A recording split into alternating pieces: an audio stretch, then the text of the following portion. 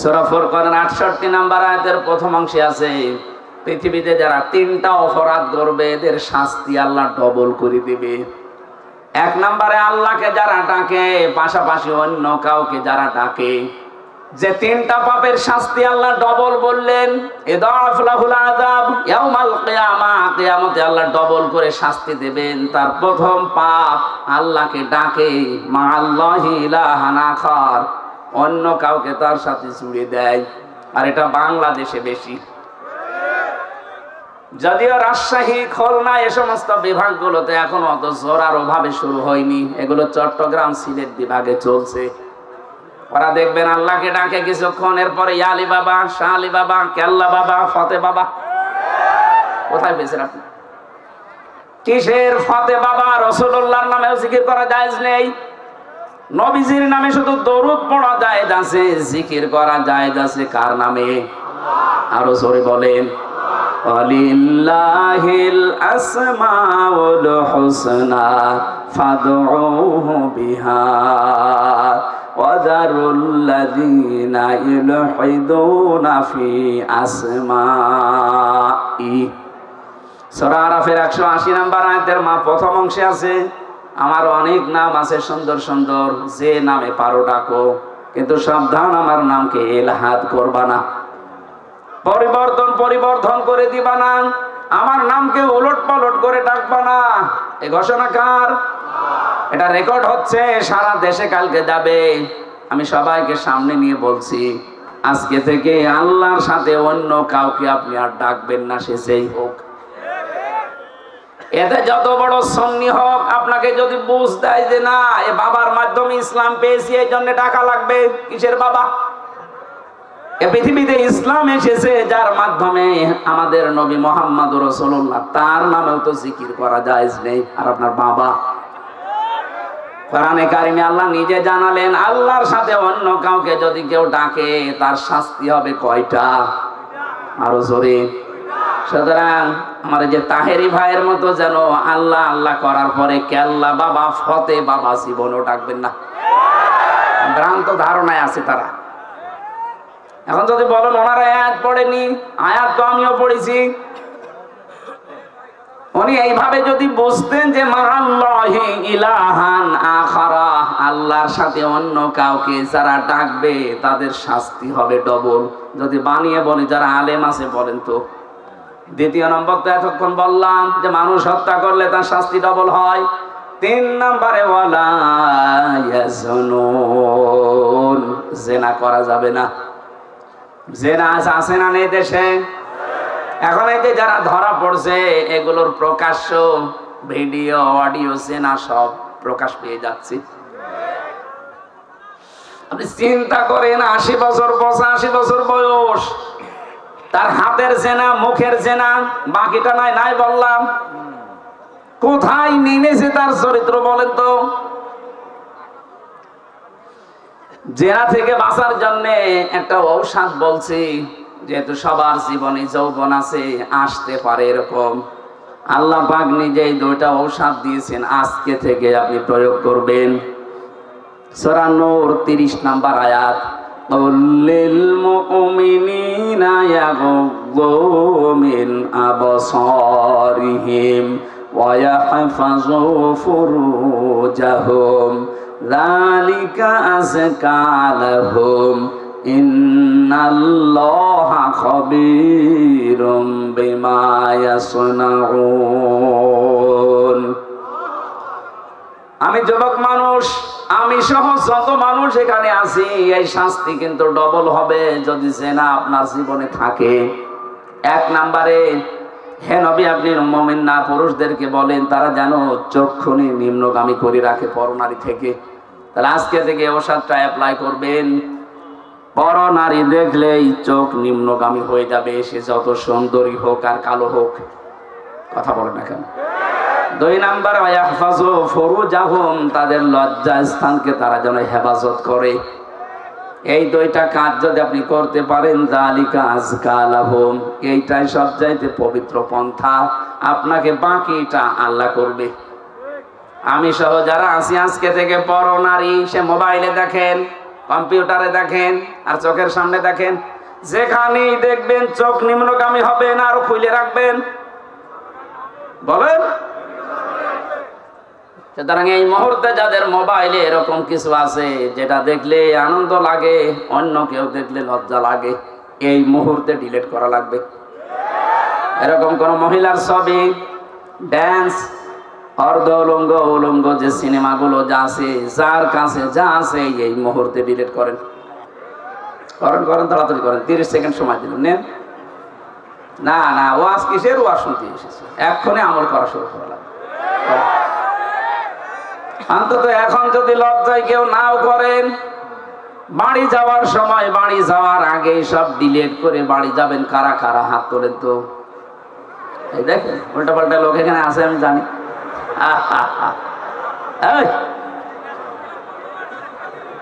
যারা আছে বাড়ি যাওয়ার আগে এগুলো শেষ করে যাবে।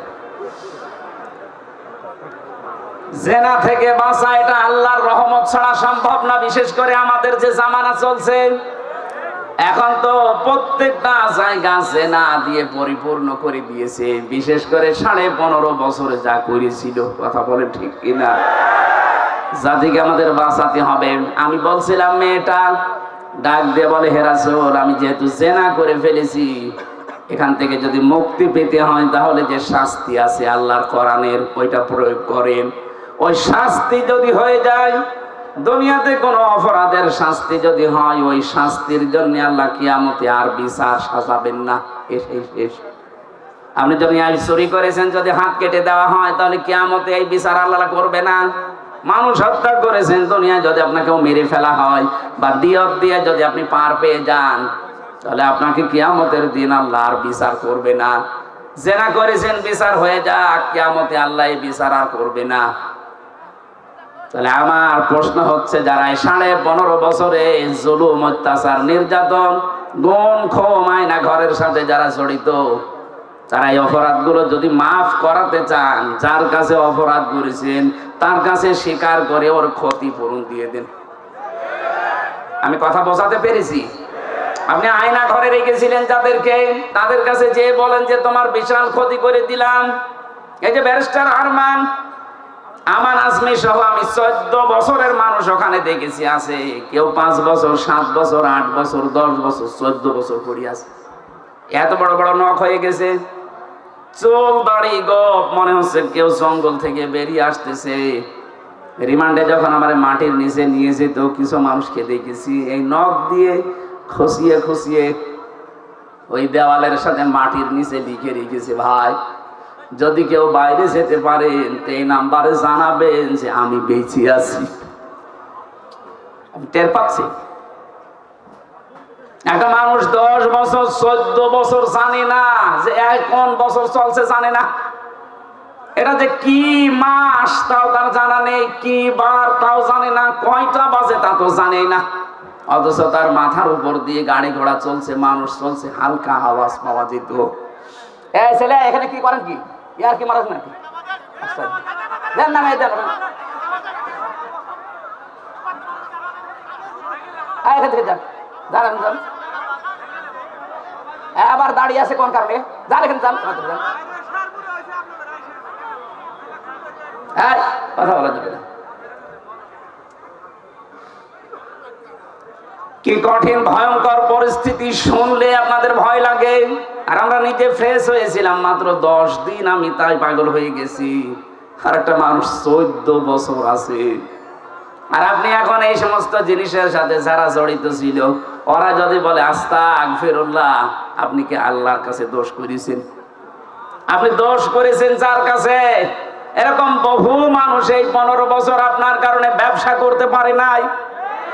হ্যাঁ, কথা বলেন না কেন? এই 15টা বছর আপনি চাঁদাবাজি করেছেন, তার অর্থনীতি নষ্ট করে দিয়েছেন। বহু মানুষকে 15 বছর তার জায়গা মতো উঠতে দেননি। এটা বানিয়ে বললাম? বহু মানুষ উপরের চেয়ারে ওঠার কথা ছিল, আপনি এই 15 বছরে তাকে উঠতে দেননি। আজ ডক্টর মোহাম্মদ ইউনূস চরিত্রবান মানুষ চাচ্ছে। চরিত্রবান মানুষ দেন, আমি বিভিন্ন জায়গায় বসাবো। আজ আমরা দিতে পারছি না।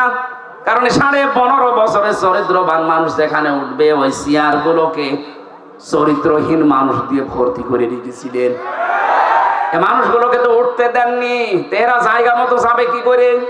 এদের যে বিশাল ক্ষতি করে দিলেন 15.5 বছরে। এখন কাবার গিলাফ ধরেও যদি বলেন আস্তাগফিরুল্লাহ, জীবনও মাফ হবে না। মাফ হওয়ার একটা পদ্ধতি আছে, যে মানুষগুলোর ক্ষতি করে দিলেন জীবনের, এদের এই জীবনের ক্ষতিপূরণ দেওয়া লাগবে। আমি আশা করছি আমার কথার ইঙ্গিতে আপনি বুঝেছেন যে কি ক্ষমা কি করে চাওয়া লাগে। অপরাধ করেছেন একজনের কাছে আর মাফ চাচ্ছেন আপনি আর একজনের কাছে। এক ওসি পেয়েছিলাম জেলখানায়, আমার বলছে হুজুর দেখেন তো আমার তওবাটা কেমন করে হয়ে গেল। কি সেই যে নির্বাচন কেন আমি বাইরে ছিলাম, আমার যে কনস্টেবল আছে, আমার যে এসআই আছে, এসআই আছে, দারোগা আছে, যা এদেরকে নিয়ে আমি আল্লাহর রাস্তায় ভোট কাটা আরম্ভ করলাম। রাত 12টার পর থেকে কোরআন শরীফ আমার সামনে এইভাবে বলছি। আমি ফাঁসির কন্ডেম সেলের ভেতরে আছি, উনি আমার সাথে দেখা করতে এই তাওবা শোনাচ্ছে যে আমি তাওবা করেছি, আমারটা কি হয়েছে। রাত 12:30টার পর থেকে আমরা আরম্ভ করলাম ফজরের আগ পর্যন্ত আল্লাহর নামে ভোট কাটতে কাটতে ফজরের আজান দিয়ে দিল। সব কমপ্লিট করে বাক্স জায়গা মতো পাঠিয়ে দিলাম। এবার গোসল করলাম, ওযু করলাম, 2 রাকাত নফল নামাজ পড়ে বললাম আস্তাগফিরুল্লাহ। হুজুর আমার এই তাওবা হয়েছে না।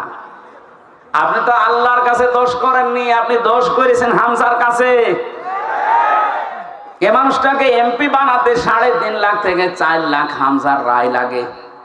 কথা বলছেন এখানে, আর আপনি একা একা সব রায় দিয়ে দিলেন। আপনি যার জন্য দিয়েছিলেন সে তো পালিয়েছে, কিন্তু আপনার কি হবে?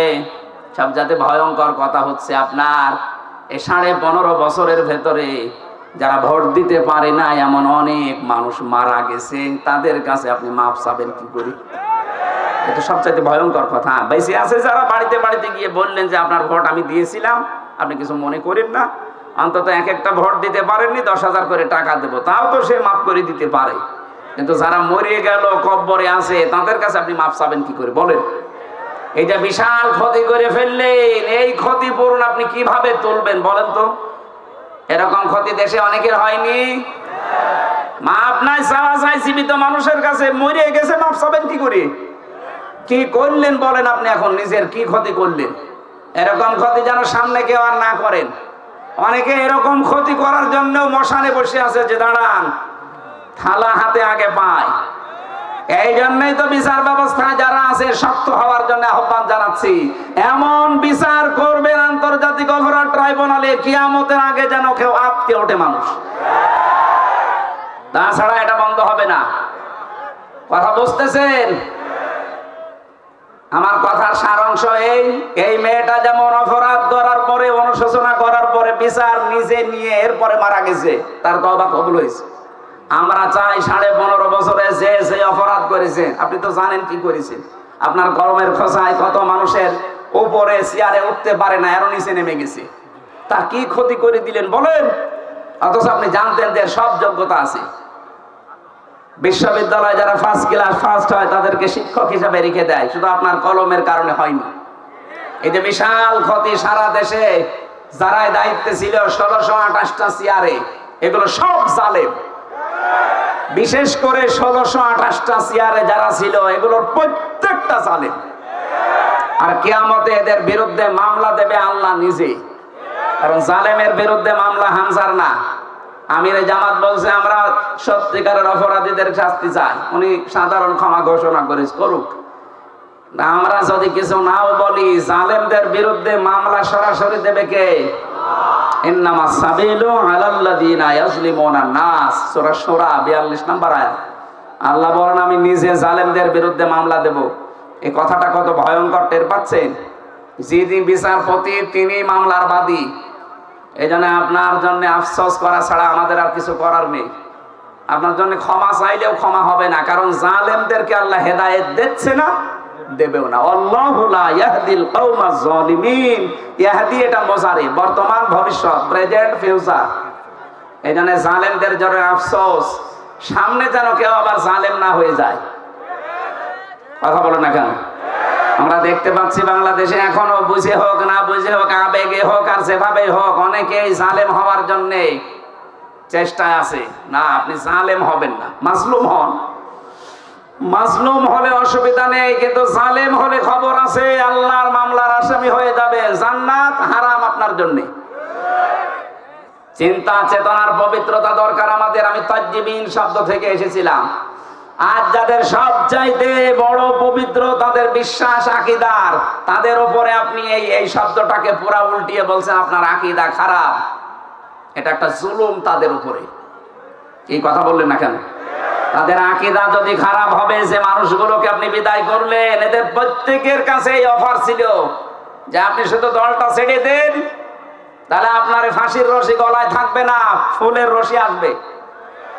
ওরা বলেছিল না, যে আকীদায় আছি ইয়াকুলুনা তাজ্জিবিনা সালামুন আলাইকুম উদখুলুল জান্নাহ, এটা আমরা দেখতে পাচ্ছি, সুতরাং না, জীবনেও পাল্টাবো না।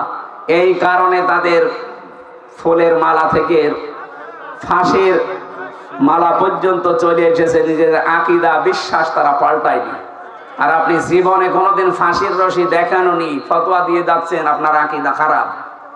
আকীদা খারাপ হলে তারা এখনো বেঁচে থাকতো আমাদের মাঝে। এই কথা বলেন না কেন? রাজার হালে থাকতো। কোরআনের পাখি শহীদ আল্লামা দেলাওয়ার হোসাইন সাইদি রহমতুল্লাহ আলাইহি, এই ময়দানে তিনি 24 বছর এসেছিলেন একাধারে। আমি জেলের এই 3 বছরে মাত্র একদিন তার সাথে ছিলাম। তার কাছে বহু অফার এসেছিল। আমার ভালোভাবে চেনি না, ওনার মানে অনেক কিছুই তো দুর্বল হয়ে গেছে। আমি যখন কাছে গিয়ে বলতাম, হুজুর আমার চেনেন, আমি হামজা। ওই যে বাশার আলামিন হামজা, তার মানে ওনার ছেলে শামীম সাইদি, মাসুদ সাইদি ভাই, কয়েকজনের নাম বলতো, যে এখন বাইরে এরা কথা বলছে, বাশার ভাই, আলামিন ভাই, হামজা ভাই। হামজা ওই দিন আমাকে 10 মিনিট কথা বলেছিলেন। তিনি কয়েকটা কথা বলেছিলেন ওই দিন, আমার এখন মনে পড়ছে। ওনাকে অফার দেওয়া হয়েছিল, শুধু আপনি এই যে আকীদা খারাপ যাদের বলেন, এই দলটা শুধু ছেড়ে দেন, আপনি নিজে একটা দল করেন, নিজে একটা দল করে আপনি নিজেই সভাপতি হয়ে যান। বাংলাদেশে বহু দল এরকম আছে না, দুনিয়ার স্বার্থ পেয়ে নিজে দল খুলেছে, খালি নিজের সভাপতি আর ছেলে সেক্রেটারি, আর কেউ নেই। আমাকে বানিয়ে বললাম, এদেশে বহু দল এরকম আছে, শুধু নিজের সভাপতি আর ছেলে সেক্রেটারি। বাংলাদেশের একটা লোক নেই। উনি যদি নিজেও এই দলটা খুলে সভাপতি হতেন, নিজের সভাপতি ছেলে সেক্রেটারি না, লক্ষ লক্ষ মানুষ পেতেন, সে বুঝে হোক আর না বুঝে হোক। এই কথা বলেন না কেন? কিন্তু আকীদা খারাপ, এই জিকির করে করে এদের ওপর আপনি জুলুম করছেন, আপনি থামবেন। আমি জানি আপনার পরিবর্তন হবে না, কারণ আপনার অন্তরে মোহর মারা। যারা নির্দোষ মানুষের উপরে কোনো দোষ চাপিয়ে দেয়, ভালোভাবে শুনবেন, যারা নির্দোষ মানুষের উপরে কোনো দোষ চাপিয়ে দেয়, সে যেন নিজে প্রকাশ্য পাপের বোঝা বহন করে ঘুরে বেড়ায়। সুতরাং বাংলাদেশে বহু আলেম ওলামা, বহু আল্লামা, এরকম বাংলা শিক্ষিত মানুষের প্রতি, এই যে সোহেল ভাই জীবনে মাদ্রাসায় পড়েছে, এরকম একটা বাংলা শিক্ষিত মানুষদের আকীদার উপরে আপনি আন্দাজে মিথ্যা তহমত দিয়ে দিলেন যে ওর আকীদা ভালো না। সূরা নিসা 112 নম্বর আয়াত অনুযায়ী আপনি পাপের বোঝা কিয়ামতে বহন করে নিয়ে বেড়াবেন। হ্যাঁ, দুনিয়াতে আল্লাহ শাস্তি আপনাকে দেবে, ওই ব্যবস্থা এখন আল্লাহ করছে না। তাই ইমাম আহমদ ইবনে হাম্বলের জামানায় আমরা দেখেছিলাম, কিতাবে পড়েছি, 2 মহিলা, একজন মারা যাওয়ার পরে আরেকজন এসে লাশ ধোয়াতে গিয়ে এই হাত আটকিয়ে গেছে তার রানের উপরে। কয়েক ঘন্টা পর্যন্ত আর নড়াচড়া নেই, হাত তুলতে পারে না। এলাকার যিনি ইমাম তাকে বলছে কি করা যায়। অনেক গ্রাম্য মানুষ ফতোয়া দিয়েছে, এক কাজ করেন, জীবিত মানুষের হাত তো কাটা যাবে না, মেয়ে লোক যেটা মরে গেছে ওরা ওই জায়গায় চামড়া কেটে ফেলে। কিন্তু এমন জায়গা এই রানের উপরে, নাভির নিচে হাঁটুর উপরে, এই জায়গায় এই কাজ করলেও হতো। কিন্তু যিনি মারা গেছেন তার স্বামী বলছে, না, আমার স্ত্রী মরে গেছে আর এখন চামড়া কাটবেন, মানে দরকার হয় জীবিত মানুষের হাত কেটে ফেলে।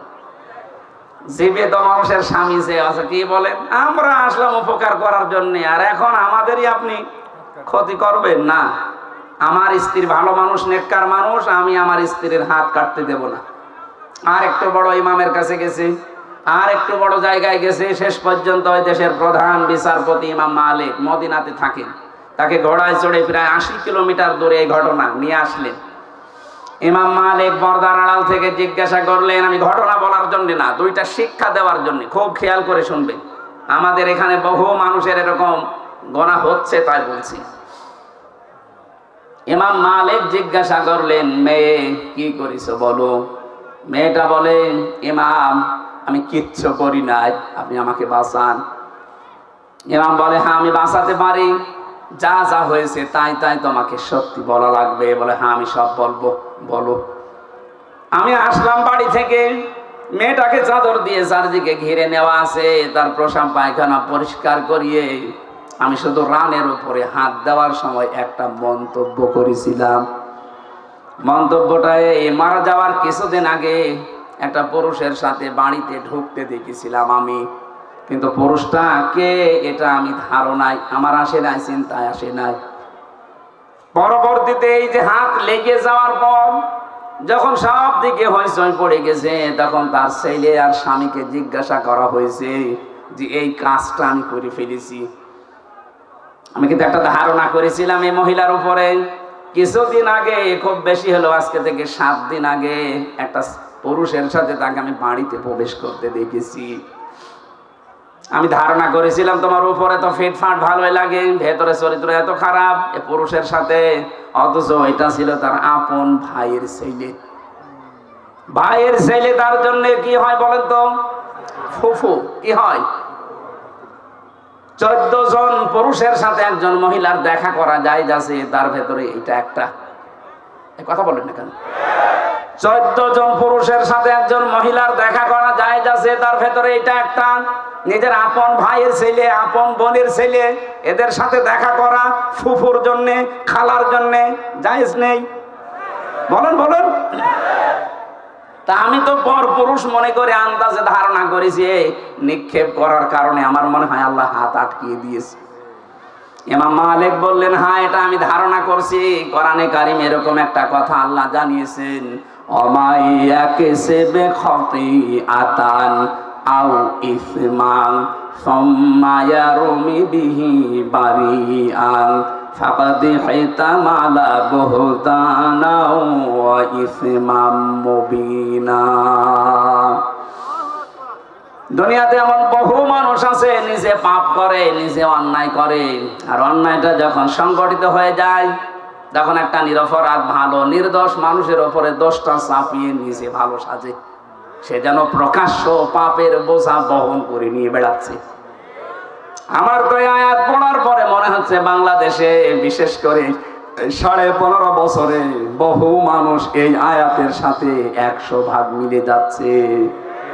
নিজে অন্যায় করে, নিজে রাতের বেলা গাছ কাটে, নিজে রাতের বেলা গাড়িতে আগুন লাগায়, আর ভালো মানুষের উপরে দোষটা চাপিয়ে তাকে ধরিয়ে দেয়। কথা বলে না কেন? ভালো মানুষ ঘুমিয়ে আসি ঘরে, চোখ খুলে দেখছি থানার হাজতে, কি গো তুই গাছ কেটেছিস? কখন? স্বপ্নে। কথা বলছে, এটা হয়েছে না বানিয়ে বললাম? কখন কাটলাম? আমি তো ঘরে ঘুমিয়েছিলাম, ওই ঘুমের ভেতরে স্বপ্নে। এখানে মামলা ওরকম স্বপ্নের মামলা, গায়েবী মামলা। এক একজনের নামে 300, 500, 550 পর্যন্ত মামলা দেখেছি। সত্যি মামলা হলে 5টার বেশি তো দিতে পারেন না, 550 মামলা কিভাবে দিলেন? ওই স্বপ্নে। কি করেছেন বলেন তো আপনি? 3 বছরে বহু মানুষ আমাকে এসে বলছে, হুজুর আমার মামলা 313টা, মনে হচ্ছে বদরের সাহাবীদের উনি পুজিয়ে ফেলেছে।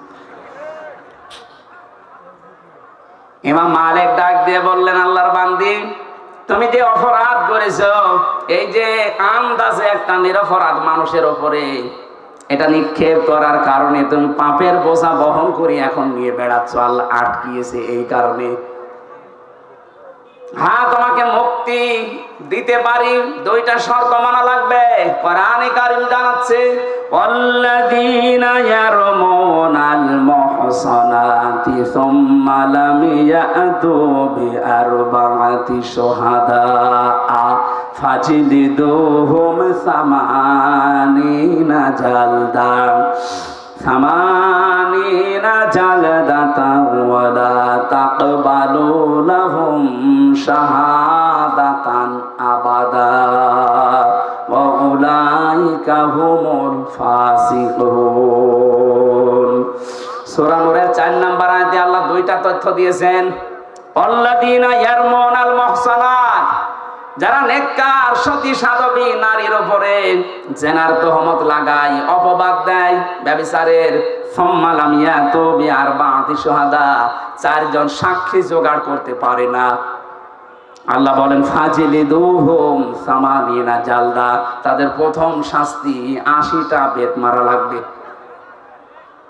2 নম্বরে ওয়ালা তাকবালু লাহুম শাহাদাতান আবাদা, কখনো তাদের সাক্ষী আর এই দুনিয়ায় গ্রহণ করা হবে না।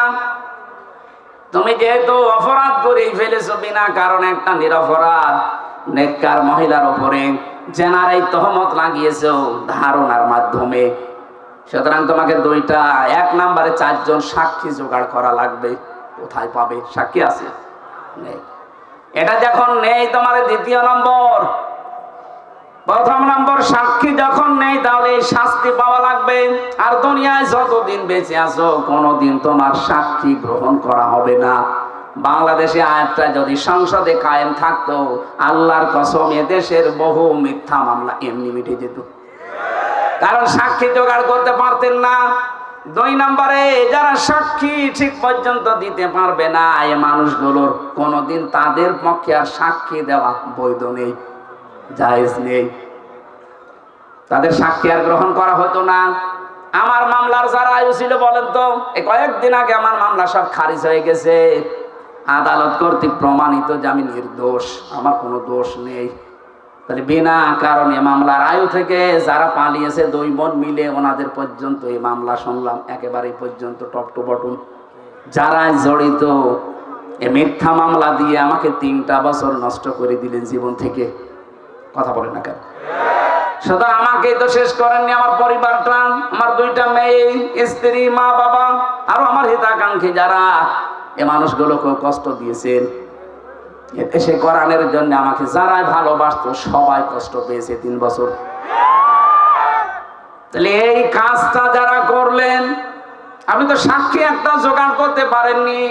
যাদের নাম দিয়েছিলেন সাক্ষীতে, আগস্টের 5 তারিখের পরে তারা বলছে ওগুলো সাক্ষী না, আমরা দেব না, আমরা মানি না। টাকা পেয়েছিলেন, টাকা খেয়ে শোধ। সাক্ষী তারা তো দিল না, মামলা খারিজ হয়ে গেল। এমনকি ওই দিন আমি দেখেছি, আমি আদালতে নিজে দাঁড়িয়েছিলাম, জজ সাহেব এগুলো দেখার পরে বলছে কি দেখে বিচার করবো, তো কোনো মাল নেই, যান সব খারিজ করে দিলাম। মনে মনে বলছিলাম যে স্যার, এই 3 বছর তো মামলা আপনার কাছে ছিল, তখন তো বলেননি মাল নেই, হঠাৎ করে এখন বলছেন যে মাল নেই। উনি এই কথাই আমাকে বলতো, হুজুর কিছু করার নেই, হাত বাঁধা ছিল। কথা বলছেন এখন?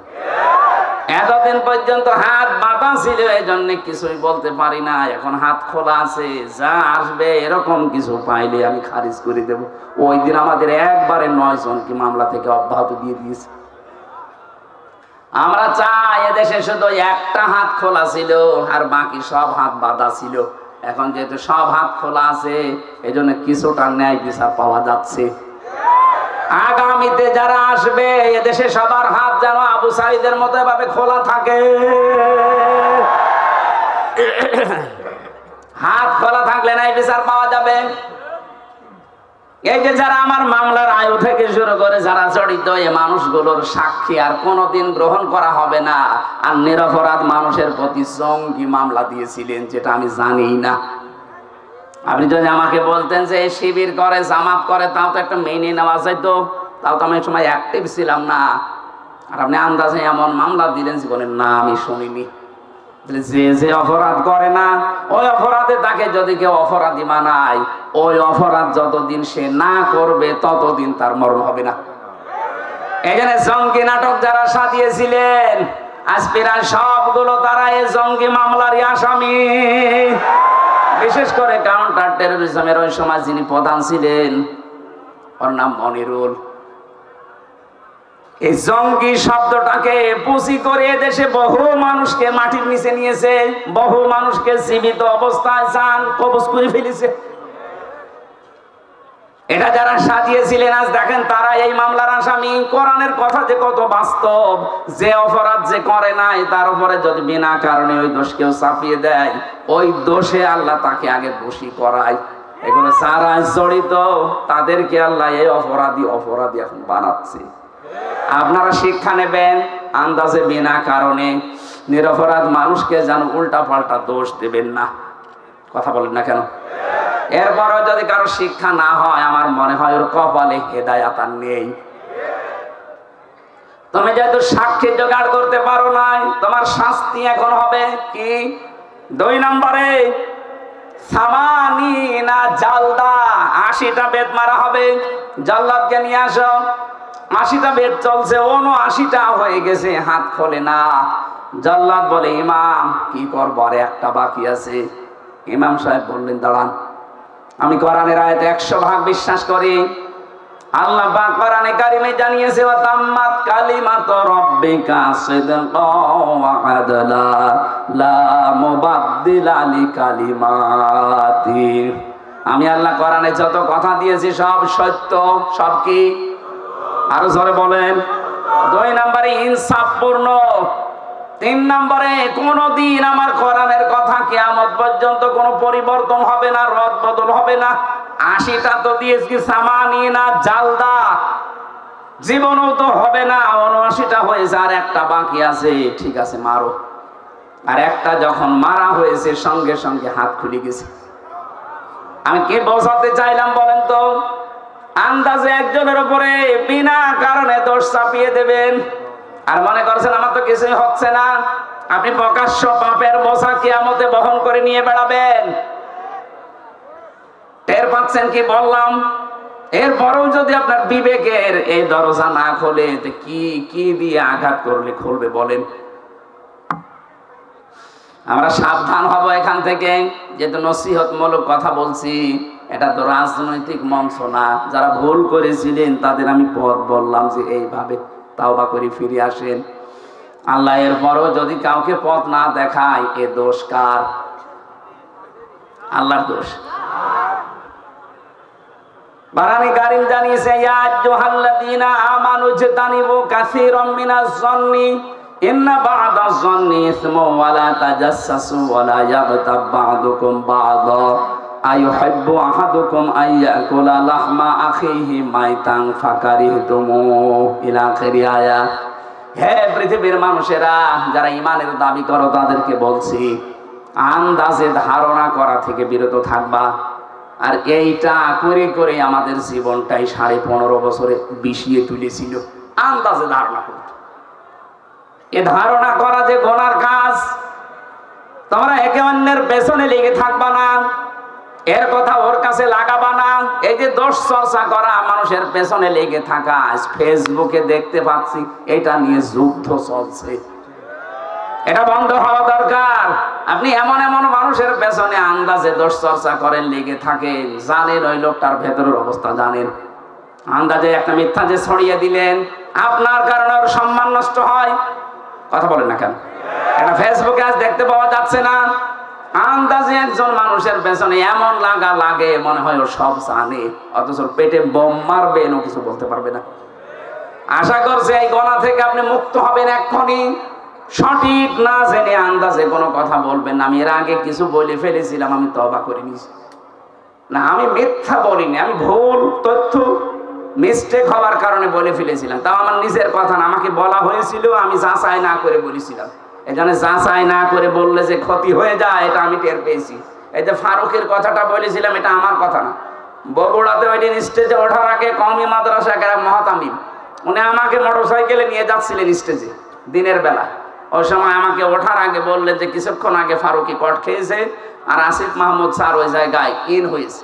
ওনার কথাটা আমি আসলে যাচাই করার সময় পাইনি। ওখানে আর 1.5-2 মিনিট পরে আমি স্টেজে, এই জন্য বলে ফেলেছিলাম, এটা ঠিক হয়নি। এরকম আরো যে তথ্যগুলো বিভ্রাটের কারণে, যে যাচাই বাছাই না করে যেগুলো বলেছি ওগুলো আমি জাতির কাছে স্বীকার করছি, ক্ষমা চাচ্ছি। বাকি যেগুলো কোরআন হাদিস থেকে তথ্য দিয়েছি, একটা তথ্য আমার জানা মতে অন্তত ভুল হয়নি।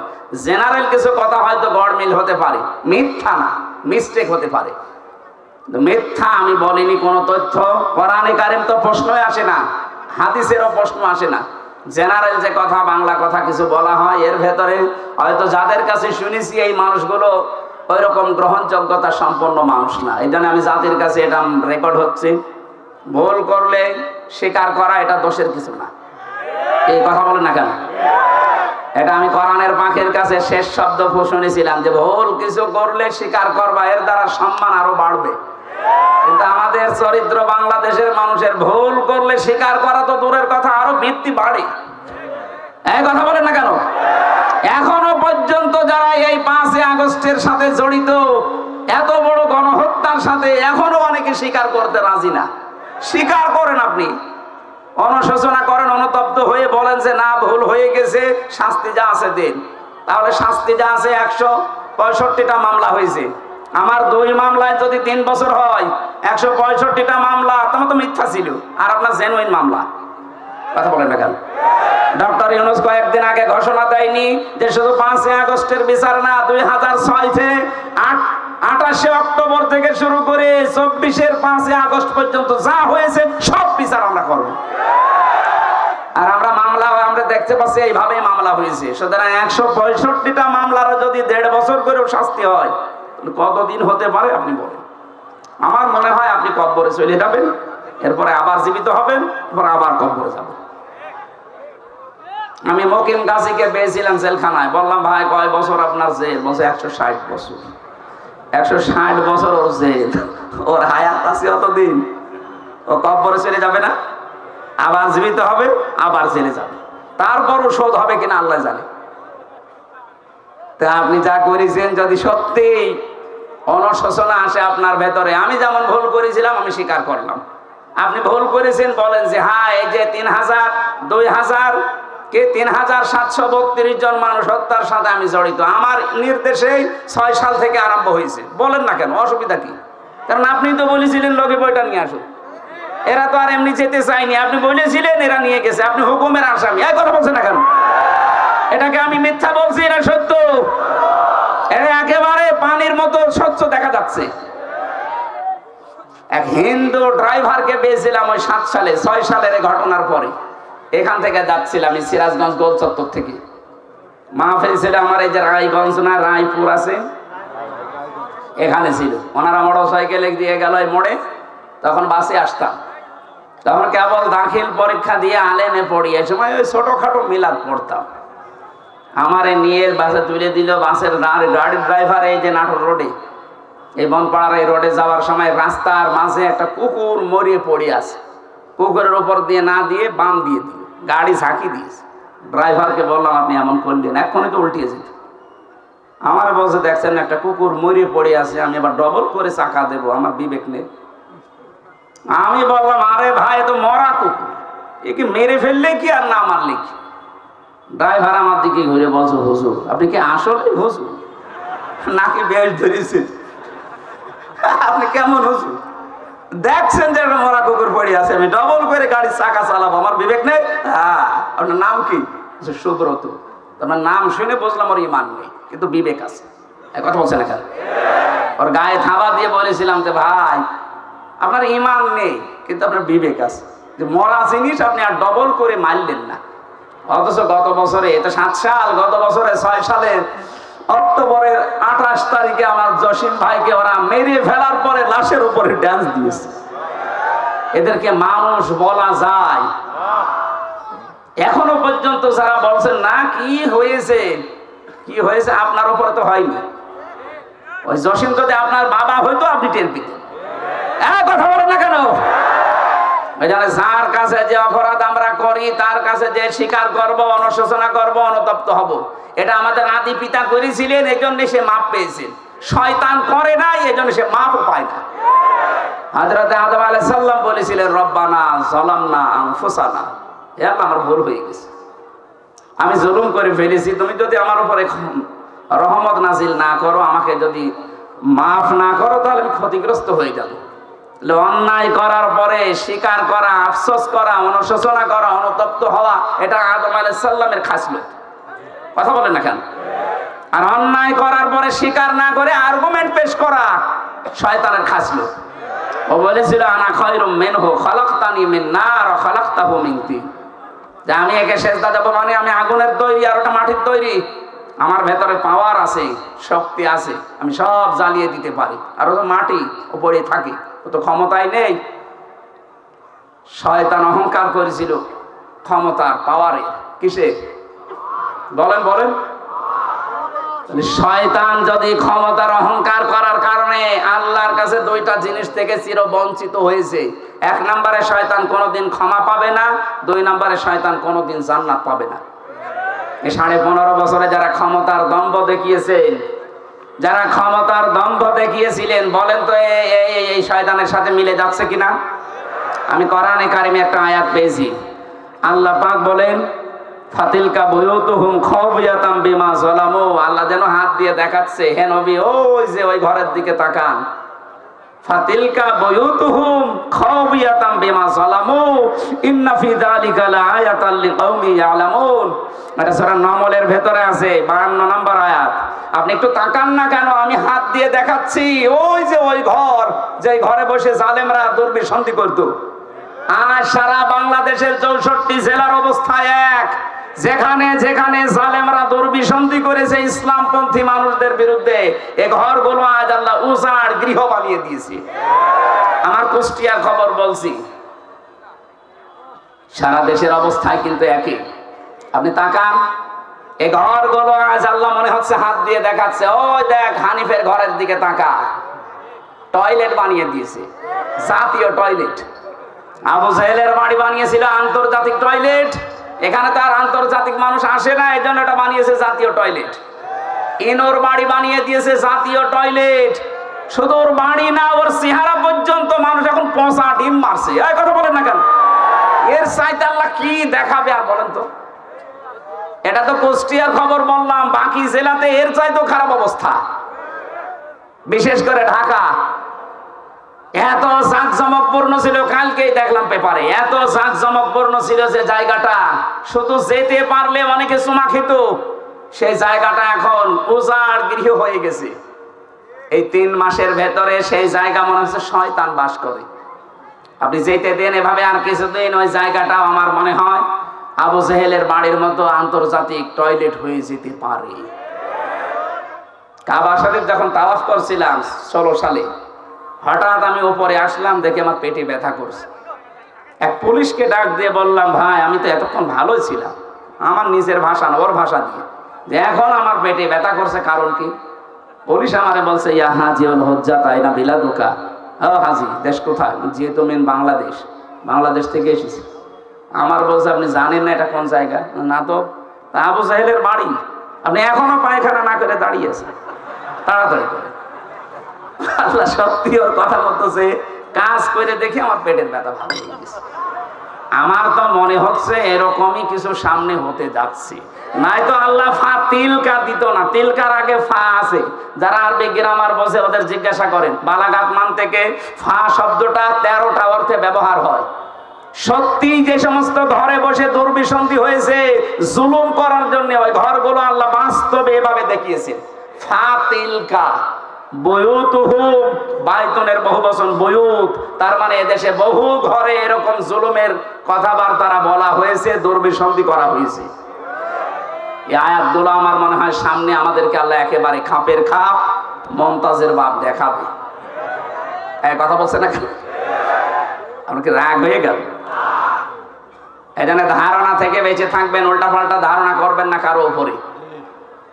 যাদের উপরে আন্দাজ এরকম তহমত দিচ্ছেন যে আকীদা খারাপ, আকীদা খারাপ, ওদের আকীদা পবিত্র কত আপনি টের পাচ্ছেন। আমি নিজে কাছে থেকে দেখেছি এই মানুষের আকীদা, বিশ্বাস, এদের যে আল্লাহর উপরে তাওয়াক্কুল, এই মানুষগুলোর যে ইখলাস, কাছে না থাকলে দূর থেকে খালি ফতোয়াই দিয়ে যাবেন। 5 দিন থাকেন তার কাছে, তার ইবাদতের মাত্রা কি আপনি এখনো টের পাননি।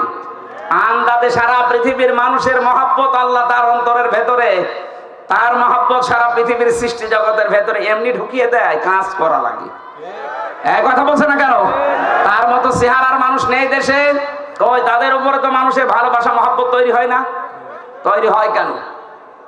ইন্নাল্লাযীনা আমানু ওয়া আমিলুস সালিহাতি সায়াজআলু লাহুমুর রহমানু উদ্দা। যারা ঈমান আনে, ঈমানের দাবি অনুযায়ী যারা ভালো ভালো কাজের আঞ্জাম দেয়, এখানে সালেহ শব্দটা আছে। সালেহ মানে কি বলেন তো?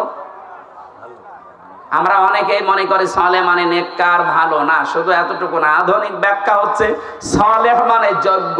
সালেহ মানে কি? এই বাংলাদেশের সত্যিকার অর্থে যারা ঈমান এনেছে, ঈমানের দাবি অনুযায়ী তারা এমন সালেহ, এমন যোগ্যতা সম্পন্ন মানুষ তৈরি করতে চাচ্ছে যারা এই দেশটা চালাতে পারে। আমি নাম নিলাম না, আপনি একটু খোঁজ করে দেখেন। সালেহ শব্দের ব্যাখ্যাটা তারা বাস্তবে আজ দেখাচ্ছে।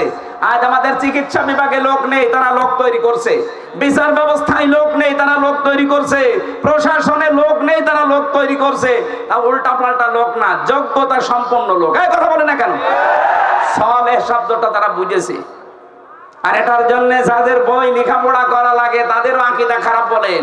এই সালেহ শব্দের আধুনিক ব্যাখ্যা পেয়েছি 20 শতাব্দীর মুজাদ্দিদ সাইয়্যিদ আবুল আলা মওদুদী রাহমাতুল্লাহ আলাইহি তার লিখিত বই থেকে এই মানুষগুলো এই ব্যাখ্যা পেয়েছে। এই জন্যই তো তারা এখন সালেহ শব্দটাকে বাস্তবে রূপ দেওয়ার চেষ্টায় আছে।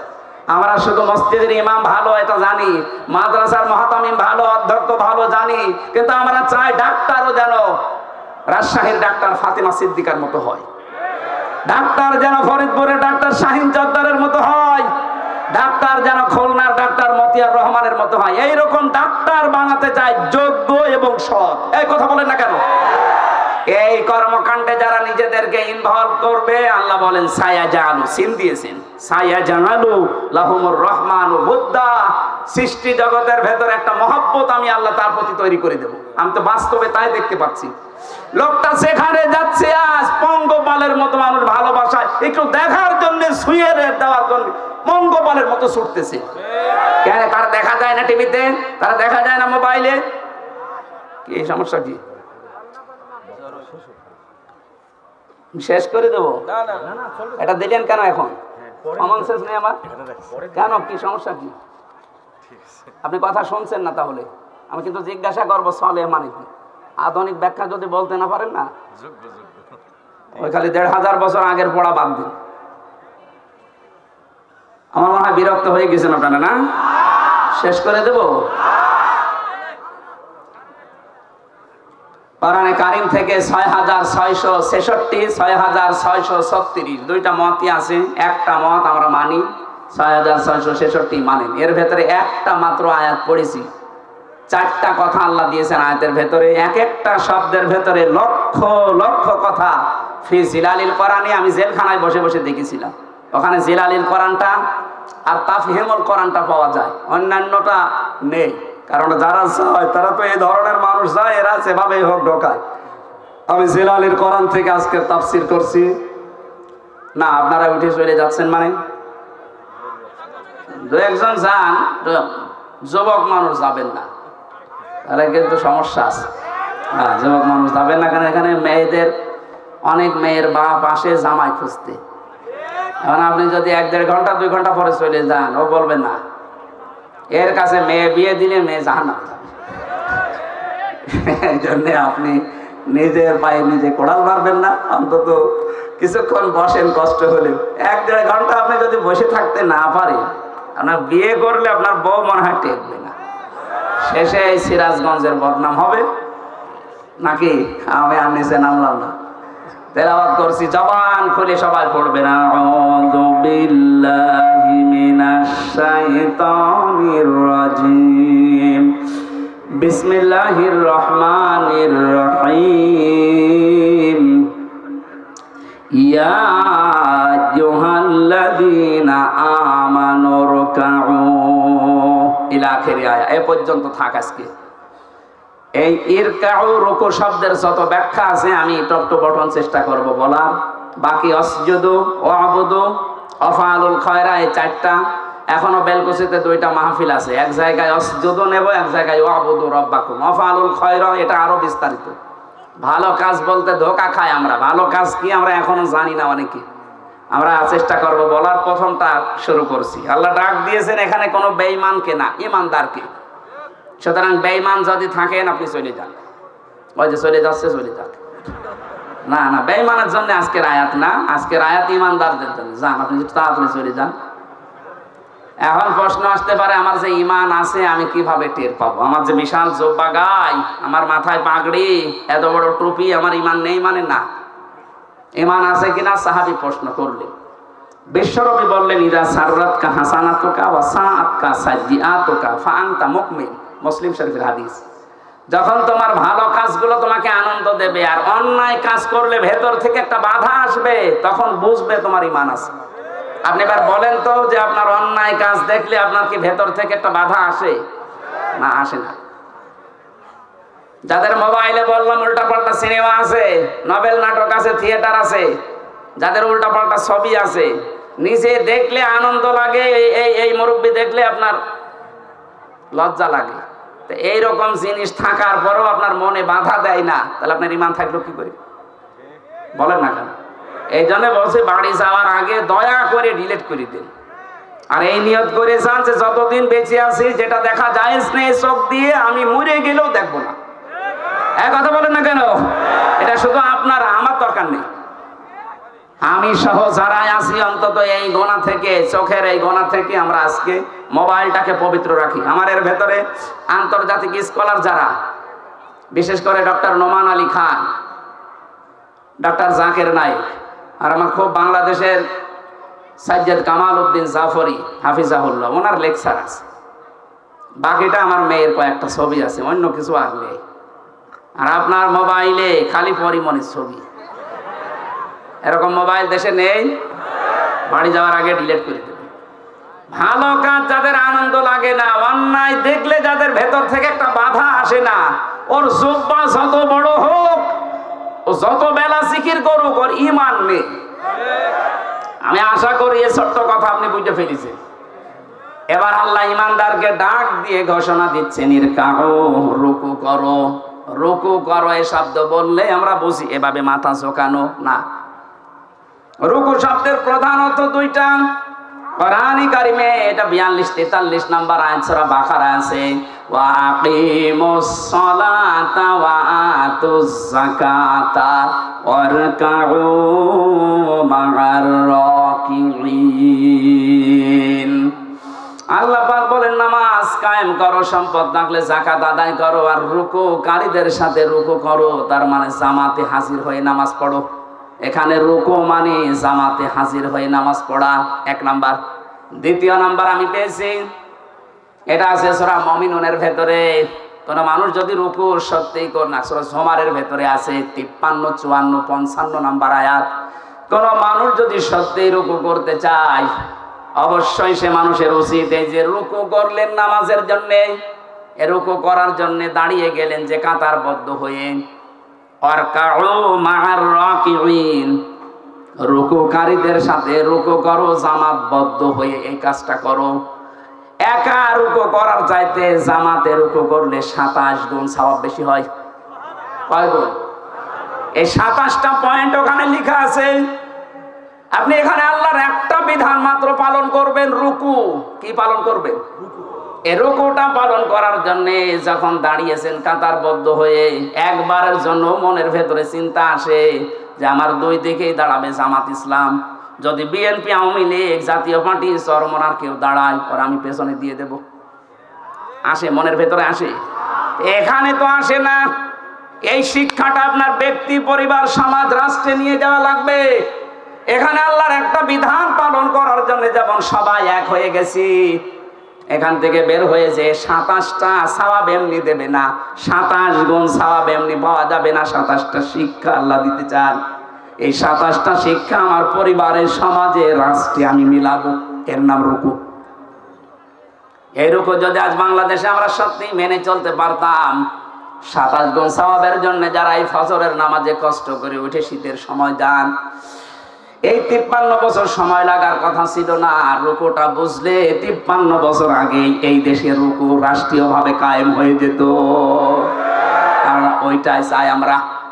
রুকু শুধু নিজে নিজে করবেন মানে, জামাতবদ্ধ হয়ে রুকু করেন। পরিবার, সমাজ, রাষ্ট্রে, সব জায়গায় আল্লাহর রুকু আপনি কায়েম করবেন। কোরআন পড়ার যে সমস্ত হক গুলো আছে তার ভেতরে দ্বিতীয় হক ওইটা, মান ক্বারাআল কুরআনা ফাস্তাযহারাহু, যে ব্যক্তি কোরআন পড়ে আর কোরআনকে যারা বিজয়ী করার জন্য চেষ্টা চালায়। এজহার মানে শুধু প্রকাশ করা না, এজহার মানে শুধু স্পষ্ট করা না, এজহার মানে দাঁড় করানো, এজহার মানে কায়েম করা, এজহার মানে প্রতিষ্ঠা করা, এজহার মানে বিজয়ী করে দেখানো। 53 বছরে আজও আমরা এর রুকু করতে আসি, কিন্তু কোরআনে কারীমকে আজও বিজয়ী করতে পারিনি। কথা বলেন না কেন? এটা অনেকে রাজনীতি মনে করে আপনি দূরে থাকেন।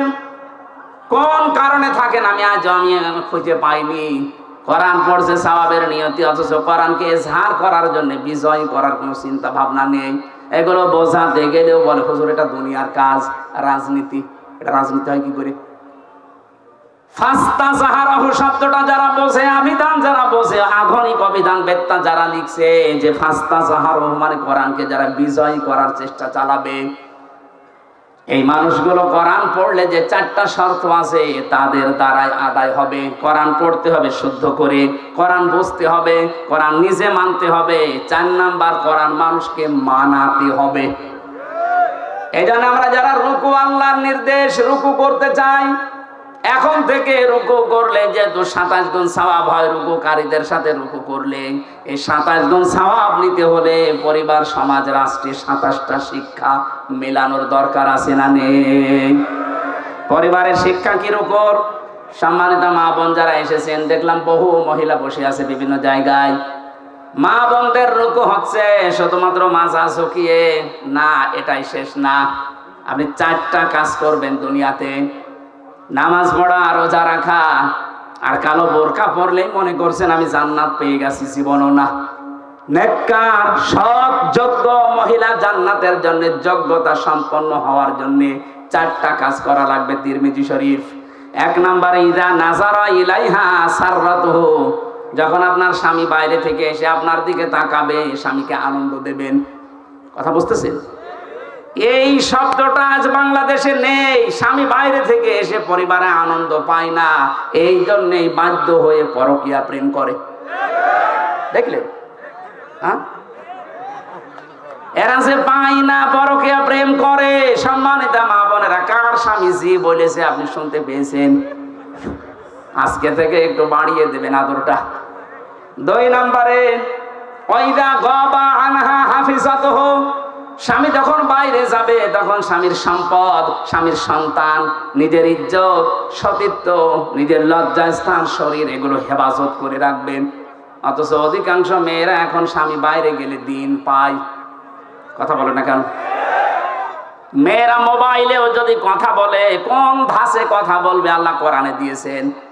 সূরা আহজাবের 32 নম্বর আয়াতে আছে, ইয়া নিসান নাবিয়্যি লাস্তুন্না কাআহাদিম মিনান নিসাই ইনিত্তাকাইতুন্না ফালা তাখদা'না বিল কওলি ফায়াতমা'আল্লাযী ফী কলবিহি মারাদুন ওয়া কুলনা কাওলাম মা'রুফা। এটা তাফসীরে খাজেনে আছে। আমি যা বলছি অধিকাংশ ফি জিলালিল কোরআন থেকে, আর এইটা আছে তাফসীরে খাজেনে। আল্লাহ ডাক দিয়েছেন, হে নবীর স্ত্রীরা, পর্দার আড়াল থেকে। তখন নাই পর্দার আড়াল থেকে, কিন্তু এখন অর্থ হবে মোবাইলে, ফ্যাক্সে, ফোনে। যদি আপনি ফোনে কারোর সাথে কথা বলেন, কথা বলবেন সত্য কথা, মিথ্যা বলবেন না, কিন্তু ভাষা হবে রুক্ষ সূক্ষ্ম, গরম দিয়ে এমন ভাবে কথা বলবেন, ওই পারে যে আছে ওর মনের ভেতরে যদি গুড়ও থাকে ওই এমনি তো অবাক করে নেবে। কথা বলে না কেন? হ্যাঁ, শুধু 14 জন পুরুষ বাদ দিয়ে, 14 জন পুরুষ যাদের সাথে আপনার বিবাহ করা হারাম, আপনার আপন ভাই, আপনার বাবা, আপনার বোনের ছেলে, আপনার ভাইয়ের ছেলে। আমি কথা বোঝাতে পেরেছি কিনা বলেন? এই 14 জন আছে সূরা নিসার 21-22 নম্বর আয়াতের তাফসীরে পাবেন। এই 14 জন পুরুষ মানুষ বাদ দিয়ে যদি কাবার ইমাম আব্দুর রহমান সুদাইসিও কল দেয়, আপনি কথা বলবেন সঠিক কথা, কিন্তু ভাষা এমন করবেন। কথা বুঝতেছেন? বলেন তো, স্বামী বাইরে গেলে এরকম করে মেয়েরা, আরো দিন পেয়েছে, এমন কায়দায় কথা বলে, ওই পাশে যে আছে ও মনে করে কাজ হচ্ছে। 2 দিন 5 দিন 1 মাস 2 মাস পরে দেখা যাচ্ছে 2-3 সন্তানের মাকে নিয়ে উনি আল্লাহর রাস্তায় পালিয়ে গেছে। না, এটা করা যাবে না। 3 নাম্বারটা বলার জন্য আমি রুকুর ব্যাখ্যায় হাদিসটা নিয়ে এসেছি। এই ভালো করে শুনেন। অতুইনু আলা দীনি যাওজাতিহা, আপনার স্বামী যদি দ্বীনের কাজ করে, দিন প্রতিষ্ঠার কাজ করে, মানবতার পক্ষে কাজ করে, স্বামীকে সময় দেবেন, স্বামীকে ছাড় দেবেন, স্বামীকে উদ্বুদ্ধ করবেন। কিন্তু অধিকাংশ মেয়েরা এই লাইনে নেই। ওর স্বামী দিনের একামতে দিনের কাজ করে, দিন প্রচারে কাজ করে, মানবতার সেবা করে, আরো বাধা দেয়। আপনি নামাজ পড়ে রোজা রেখে কালো বোরকা পরেও জান্নাত দিতে পারবেন না। 4 নাম্বারটা হচ্ছে স্বামী যেটা পছন্দ করে ওটা যদি জায়েজ হয়, জীবন থাকতে আপনাকে ওইটা মেনে নেওয়া লাগবে। আমি স্বামী, যত স্বামী এখানে আছে প্রত্যেকটা স্বামী আমরা চাই বিয়ের পরে যেন আমাদের মা বাবা আমাদের সাথে থাকে। আমি খেয়ে থাকি না খেয়ে থাকি, আমার মা বাবা সাথে থাকবে, কথা বলে না কেন? কিন্তু 100টার 98টা মহিলা এটা চায় না। এটা চাই না, তার কারণ আছে। একে শুধু পানি পড়া দেয় এর মা আর ওর বড় বোন, ওখান থেকে বারবার শুধু কান পড়া দেয়, আর কতদিন থাকবি, আলাদা হয়ে যা, এই কথা বলছে না কেন?